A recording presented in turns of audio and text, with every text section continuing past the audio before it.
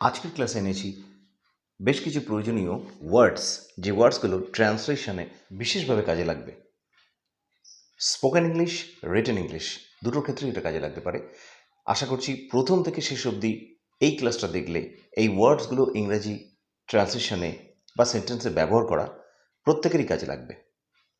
চ্যানেলে যেটা নতুন আছো তাদেরকে বলছি যে চ্যানেলটা সাবস্ক্রাইব করে রাখতে, যাতে সমস্ত ভিডিওগুলো পেতে পারো এবং আমাদের পাশে থাকতে। তাহলে চলো স্টার্ট করছি আজকের ক্লাসটা। প্রথম ওয়ার্ডটা আছে দেখো, অ্যাকসেপ্ট। অ্যাকসেপ্ট মানে হচ্ছে গ্রহণ করা। এবার এখানে একটা সেন্টেন্স দেওয়া আছে, সে আমার প্রস্তাব গ্রহণ করেনি। এটা একটা নেগেটিভ সেন্টেন্স। প্রস্তাব বিভিন্ন রকম প্রস্তাব হতে পারে, পিকনিক করার প্রস্তাব হতে পারে, বেড়াতে যাওয়ার প্রস্তাব হতে পারে, বা প্রেম ভালোবাসার প্রস্তাব হতে পারে, যে কোনো প্রস্তাবই হতে পারে।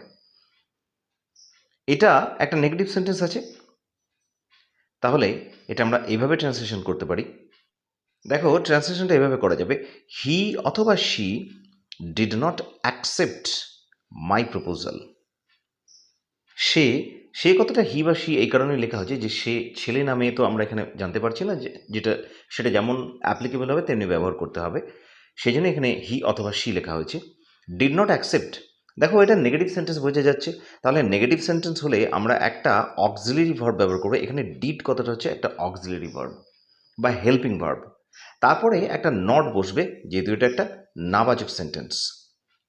ঠিক তারপরে মেইন ভার্ব বসেছে, অর্থাৎ অ্যাকসেপ্ট। অ্যাকসেপ্ট কথাটার মানে গ্রহণ করা, যেটা প্রথমেই বলা হয়েছে, অ্যাকসেপ্ট মানে গ্রহণ করা।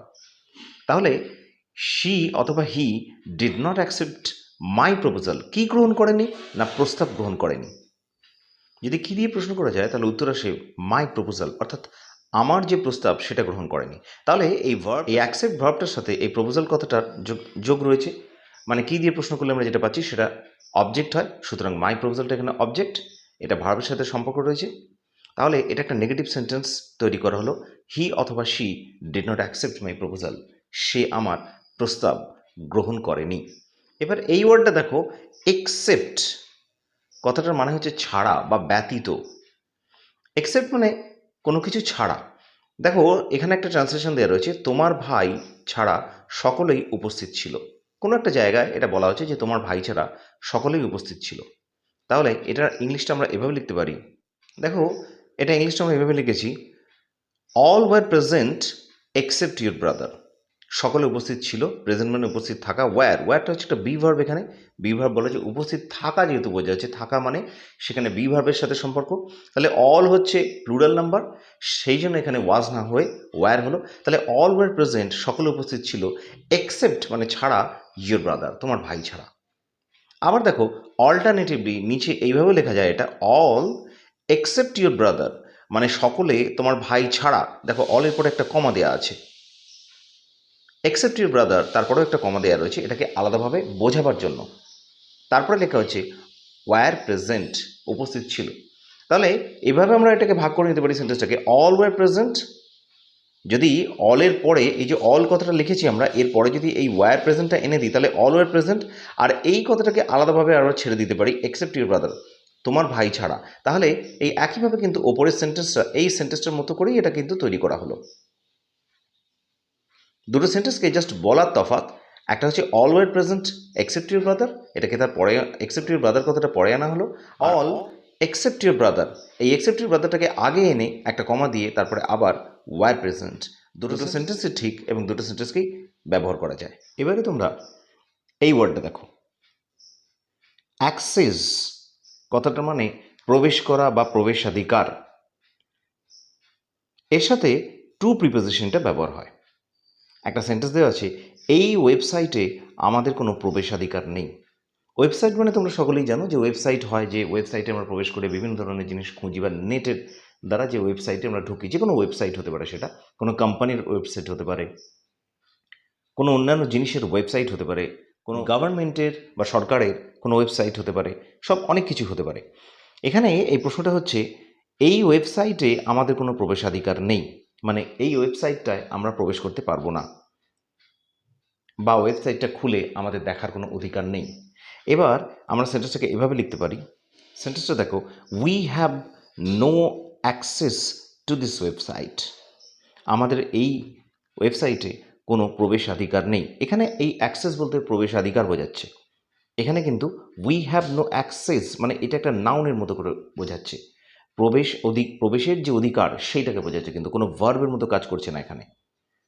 তাহলে পুরো সেন্টেন্সটা হচ্ছে উই হ্যাভ নো অ্যাক্সেস, আমাদের প্রবেশের অধিকার নেই টু দিস ওয়েবসাইট, এই ওয়েবসাইটে।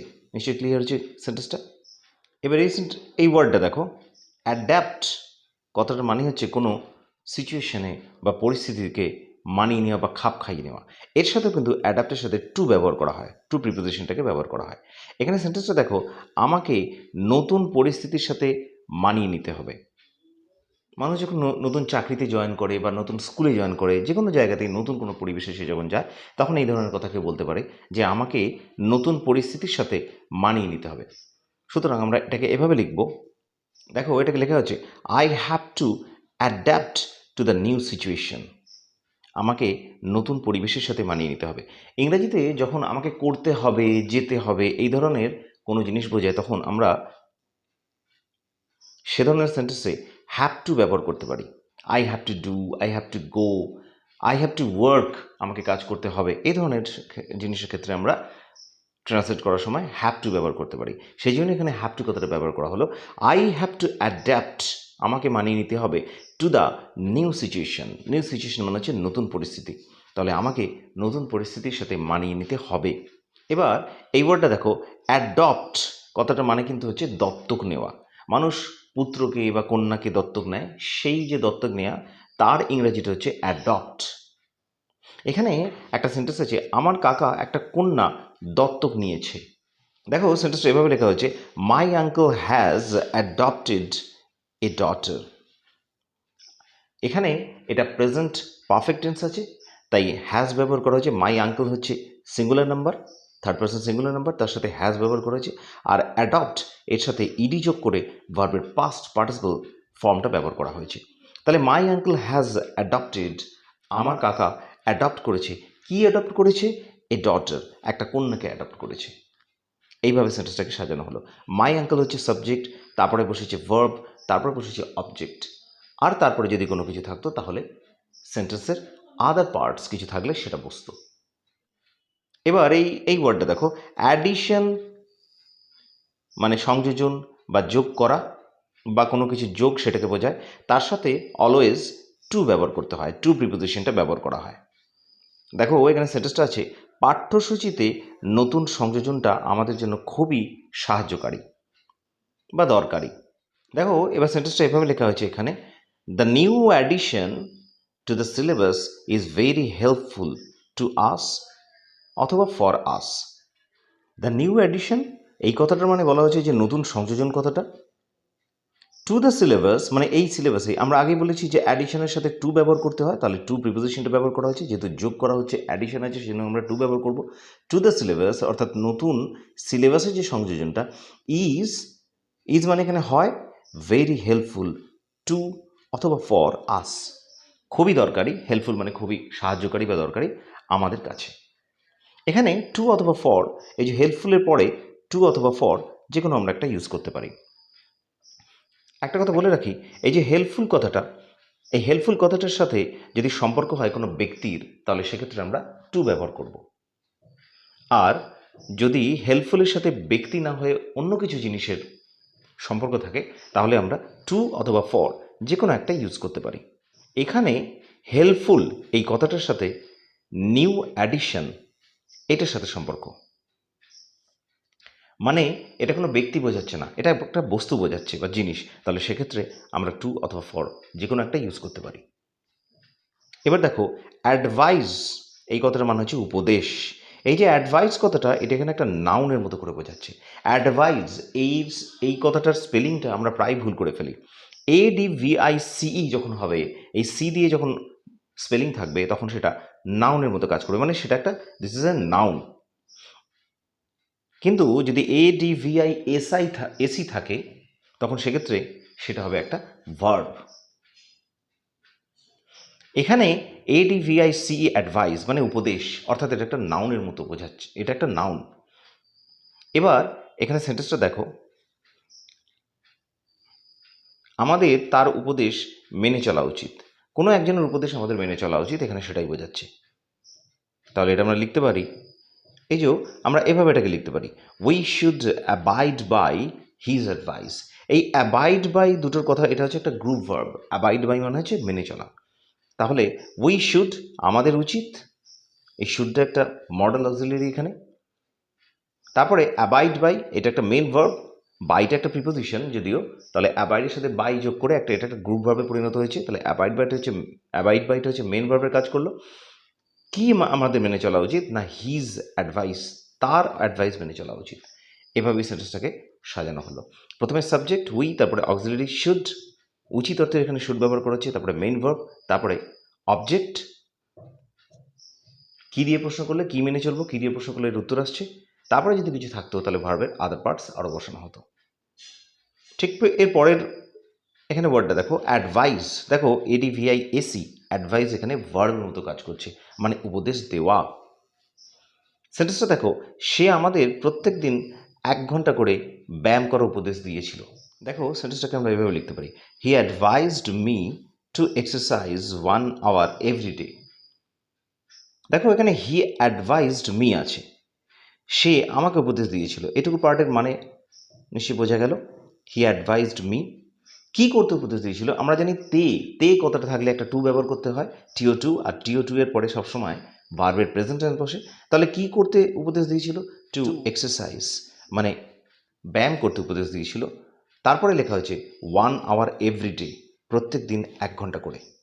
এখানে কিন্তু অ্যাডভাইজড পাস্ট টেন্স ব্যবহার করেছে, অ্যাডভাইজের শুধু ডি যোগ করে, এবং এটা একটা ভার্ব হিসেবে ব্যবহার হয়েছে এখানে। পরের ওয়ার্ডটা দেখো, অ্যাফেক্ট। অ্যাফেক্ট কথাটার মানে হচ্ছে প্রভাব ফেলা বা ক্ষতি করা। বেশিরভাগ ক্ষেত্রে কিন্তু অ্যাফেক্ট কথাটা ক্ষতি করা বা খারাপ প্রভাব ফেলা, এই ধরনের বোঝাবার জন্যই কিন্তু ব্যবহার করা হয়। তাহলে সেন্টেন্সটা দেখো, অত্যাধিক ব্যায়াম আমাদের শরীরকে ক্ষতি করে, মানে আমরা বলতে পারি ওভার এক্সারসাইজ, আমরা ইংরেজিতে যেটাকে বলি। দেখো তাহলে সেন্টেন্সটা আমরা এভাবে লিখতে পারি, দেখো সেন্টেন্সটা এখানে লেখা হলো, over exercise affects our health. Over exercise এখানে সাবজেক্ট হিসেবে কাজ করছে, অ্যাফেক্টস হচ্ছে ভার্ব। কি ক্ষতি করে, কোন জিনিসের ক্ষতি করে না, আওয়ার হেলথ, আমাদের হেলথকে ক্ষতি করে। মানে কাহাকে দিয়ে প্রশ্ন করলে, আমরা জানি কি বা কাহাকে দিয়ে প্রশ্ন করলে অবজেক্ট আসে। তাহলে এখানে কাহাকে ক্ষতি করছি যদি আমরা, বা কাকে ক্ষতি করছি যদি আমরা প্রশ্ন করি, তাহলে আওয়ার হেলথ এই উত্তরটা আসে। তার মানে এটা আওয়ার হেলথ কথাটা হচ্ছে একটা অবজেক্ট। ওভার এক্সারসাইজ মানে হচ্ছে অত্যধিক ব্যায়াম। তাহলে ওভার এক্সারসাইজ অ্যাফেক্টস, এখানে অ্যাফেক্টস এস কেন যোগ করা হলো? ওভার এক্সারসাইজ আমরা জানি যেখানে একটা থার্ড পারসন সিঙ্গুলার হিসেবে গণ্য করা হচ্ছে, কারণ আমি, তুমি, আমরা এগুলো বাদে যা কিছু থাকে আমরা থার্ড পারসন সেগুলোকে ধরি, এবং থার্ড পারসন সিঙ্গুলার নাম্বার থাকলে আমরা একটা এস বা ইএস যোগ করি। ওভার এক্সারসাইজ এরকমই একটা থার্ড পারসন সিঙ্গুলার নাম্বার হিসেবে আমরা গণ্য করছি, এবং সেই জন্য অ্যাফেক্টের সঙ্গে একটা এস যোগ করলাম। তাহলে over exercise affects our health. পরের ওয়ার্ডটা দেখো, এফেক্ট। এখানে কিন্তু এফেক্ট হচ্ছে নাউন হিসেবে কাজ করছে, মানে প্রভাব। বাংলা কথা হচ্ছে প্রভাব, অর্থাৎ ইট ইজ এ নাউন।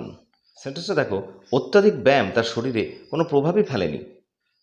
এটাকে আমরা ইংরেজিতে লিখব, দেখো আমরা এভাবে লিখেছি, over exercise had no effect on him. Over এক্সারসাইজের কোনো প্রভাবই ছিল না তার উপরে। কথাটা ঘুরিয়ে এভাবে মানে এটা হলো যে ওভার এক্সারসাইজের কোনো এফেক্ট বা প্রভাবই ছিল না তার উপরে। দেখো over exercise had no effect, মানে ওভার এক্সারসাইজের কোনো এফেক্ট ছিল না। অন হিম মানে হচ্ছে তার উপরে। এখানে এই সেন্টেন্সে এই এফেক্ট কথাটা একটা নাউনের মতো কাজ করলো। স্টুডেন্টস, এরা আশা করছি আজকের এই ক্লাসের যে আলোচনাগুলো হলো, এই ছোটো ছোটো ওয়ার্ডসগুলোর সেন্টেন্সের ব্যবহারে বা অ্যাপ্লাই করার, ইংরেজি সেন্টেন্স তৈরি করতে, লিখতে, প্যারাগ্রাফ, লেটার্স ইত্যাদি বিভিন্ন জিনিসে লিখতে, এই জিনিসগুলোই কাজে লাগবে অনেক। ভিডিওটা ভালো লাগলে একটা লাইক করো, ভিডিওটা ভালো লাগলে লাইক করো, শেয়ার করো, আর অবশ্যই তোমাদের যে ধরনের ক্লাস দরকার সেগুলো কমেন্টসে আমাদের মেনশন করো, আমরা সে ধরনের ক্লাস তোমাদের জন্য অ্যারেঞ্জ করব।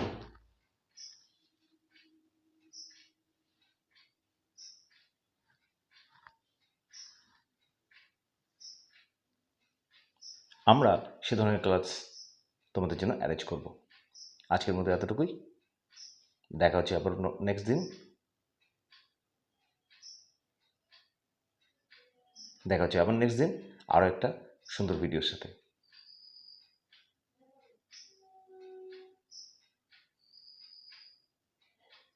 দেখা হচ্ছে আবার নেক্সট দিন তোমাদেরই পছন্দের আরেকটা ভিডিও নিয়ে। ধন্যবাদ।